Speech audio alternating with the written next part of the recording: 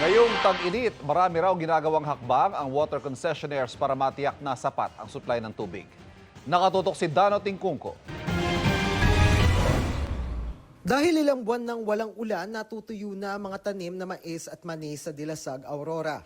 Sa Ilagan, Isabela, napansin ang pamunuan ng Eco Park ng lokal na pamahalaan na bumaba ang level ng tubig sa ilog doon. Maging ang Angat Dam na pangunahing pinagkukunan ng tubig sa Metro Manila, bumaba ang level ng tubig.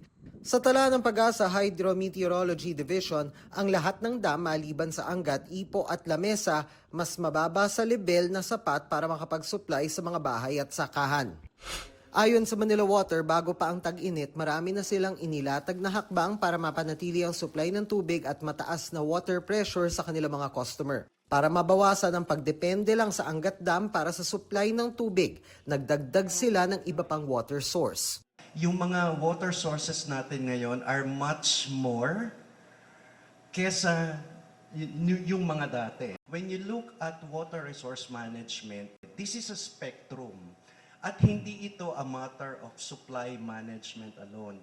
Isang supply side at isang demand side. We're trying all our best to be able to find additional water sources. Payo ng Manila Water sa publiko, isa sa mga mahalagang hakbang ng pagtitipid sa tubig ang pagtiyak na maayos at walang tagas o sira ang plumbing system sa bahay.